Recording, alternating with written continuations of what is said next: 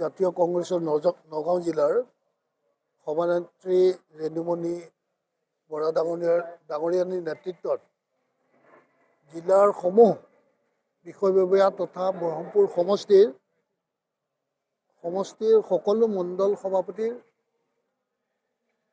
উপস্থিতিত আজি আমি সৌহাৰ্দ্যপূৰ্ণ এক পৰিৱেশৰ মাজত দুইটা দলে আমি আলোচনা কৰিলোঁ যে আগন্তুক যি নিৰ্বাচন আছে ২৬-ৰ সেই নিৰ্বাচনত আমি কেনেকৈ দুই দলৰ সহযোগত মিত্ৰজোঁটৰ প্ৰাৰ্থীক বিজয় কৰিব পাৰি তাৰে এক ৰণকৌশল সৃষ্টি কৰা হ'ল।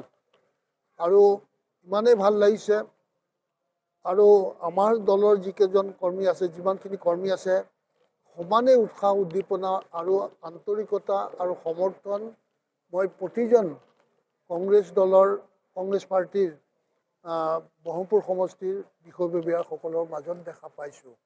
আৰু সেইটোৱে মোক যথেষ্ট উৎসাহিত কৰিছে, যথেষ্ট সাহসী কৰিছে। আৰু মই আজি নিশ্চিত হ'ব পাৰিছোঁ যে এই যি পৰিৱেশ আজি দেখিলোঁ, যি সহযোগ পালোঁ, সেই সহযোগ আৰু পৰিৱেশে এই কথা আগন্তুক দিনত নিশ্চিত কৰিছে যে আমি বিপুল ব্যৱধানত জয়যুক্ত হ'ম, তাত কোনো সন্দেহ নাই। গতিকে মই কৈছোঁ তেখেতসকলক যে আপোনালোকেও অকল ৰাজেন গোহাঁই নিৰ্বাচন বুলি নাভাবি যিহেতুকে আমাৰ মিত্ৰজোঁটৰ এজন প্ৰাৰ্থী আছে, যিজন প্ৰাৰ্থীক আমি সকলোৱে অসমবাসীয়ে তেখেতক মুখ্যমন্ত্ৰী হিচাপে আমি চাব খোজোঁ। আগন্তুক দিনবিলাকত হয়তো তেখেতে বহুত ঘাট প্ৰতিঘাতৰ মাজেৰে আগবাঢ়ি যাব লগা হৈছে। যথেষ্ট দলীয় সতীৰ্থই বহু সময়ত তেখেতক ধোকা দিছে, কিন্তু আমিও তেখেতৰ লগত সাহস হিচাপে থাকিব খুজিছোঁ আৰু তেখেতকো আমি যাতে এইবাৰ নিৰ্বাচনত যথেষ্ট গৰিষ্ঠ সংখ্যক বিধায়কৰ দ্বাৰা তেখেতে যাতে মুখ্যমন্ত্ৰীৰ আসনখন দখল কৰিব পাৰে, সেইটো আমাৰো কাম্য আৰু তেওঁলোকৰো কাম্য।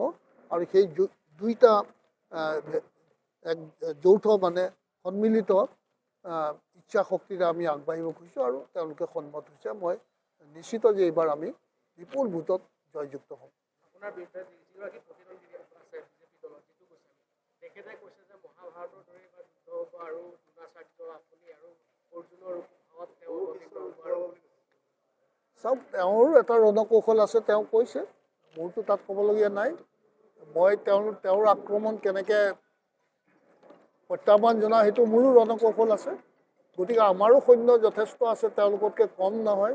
বৰঞ্চ আজিৰ দিনত তেওঁৰ সৈন্য যিমান আছে তাতকৈ আমাৰ বেছি সৈন্য আছে।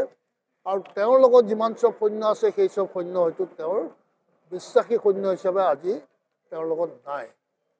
আৰু সেইটো আমাৰ কাৰণে ডাঙৰ এক শক্তি। আৰু এইকাৰণে মই আৰু দীঘলীয়া নকৰোঁ, তেওঁ নিজে গম পায় সকলো কথা। যি নহওক, আমি লোকৰ কাৰ কি হৈছে, কাক কোনে কি কৰিছে সেইটো লৈ মই ব্যস্ত কেতিয়াও হোৱা নাছিলোঁ, আগতেও নহয়, এতিয়াও নহয়, আগলৈও নহয়। মই মোৰ নিজক লৈ ব্যস্ত। মই কেনেকৈ মোৰ এই যি প্ৰাচীৰ আছে এই প্ৰাচীৰ ভেদ কৰি মই ওলাই যাব পাৰোঁ, সেইটোহে মই সদায় লক্ষ্য আগত ৰাখোঁ।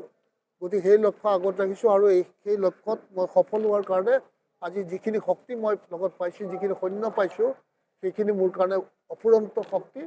আৰু সেই শক্তিৰ বলত মোক কোনেও ৰোধ কৰিব নোৱাৰে বা আমাৰ এই যৌথ শক্তিক কোনেও ৰোধ কৰিব নোৱাৰে, তাত কোনো সন্দেহ নাই।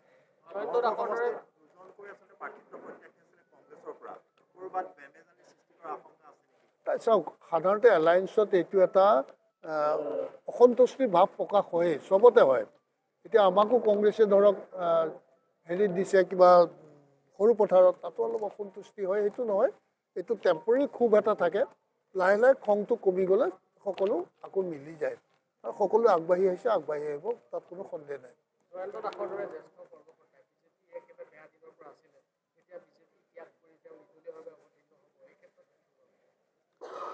মই এইটোৱে বিচাৰি পোৱা নাই, ভাবি পোৱা নাই, যিসকল পুৰণা আচলতে যিসকলে বিজেপি তৈয়াৰ কৰিছিলে, যিসকল সৃষ্টিকৰ্তা, তেওঁলোকৰ আজি অস্তিত্ব ক'ত? তেওঁলোকে নিজকে সোধকচোন, সঁচাকৈ তেওঁলোক বিজেপি নে বিজেপিৰ এই পেৰিফেৰিৰ পৰা বহুত আঁতৰত উলিয়াই দিলে? তেওঁলোকক উলিয়াইতো দিছে। গতিকে আজিও তেওঁলোকে বিজেপি বুলি নিজকে পৰিচয় দিয়াটো তেওঁলোকৰ, এইটো মই নকওঁ, মোৰ ভাষাটো বেয়াকৈ ওলাব, যে তেওঁলোকৰ সেইটো কি বুলি ক'ম, কি কাৰণে তেওঁলোকে নিজকে বিজেপি বুলি পৰিচয় দিব খুজিছে সেইটো তেওঁলোকে জানিব। মইতো ভাবোঁ তেওঁলোকে সমাজখন অসম মাতৃ বা অসমৰ জনগণক সেৱা কৰিবৰ কাৰণে একমাত্ৰ বিজেপিয়ে প্লেটফৰ্ম নাই নহয়। অসমৰ জাতীয় কংগ্ৰেছেওতো অসমৰ ৰাইজৰ ক্ষেত্ৰত সেৱা আগবঢ়াই আহিছে। গতিকে অসমৰ ৰাইজৰ কাৰণে যদি কাম কৰিব বিচাৰিছে তেওঁলোকে সেইখন প্লেটফৰ্ম, যিখন প্লেটফৰ্মত তেওঁলোকৰ কোনো মান ইজ্জত সন্মান একোৱেই নাই, আৰু সেইখন প্লেটফৰ্মত তেওঁলোক কিয় আছে মই আজিও নাজানো।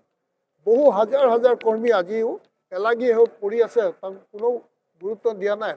সেইসকলে মই জানো যে আজি তেওঁলোকে বিজেপিৰ হৈ কাম নকৰে তেওঁলোকে, আৰু সেই শক্তিটো এইবাৰ বিজেপিয়ে দেখা পাব যে অসমত যিসকল বিজেপিৰ এলাগী পুৰণা কাৰ্যকৰ্তা আছে তেওঁলোকে সুন্দৰকৈ তেওঁলোকক শিক্ষা দিব আৰু ভয়ংকৰ তাৰ পৰিণাম তেওঁলোকে ভুগিব লাগিব।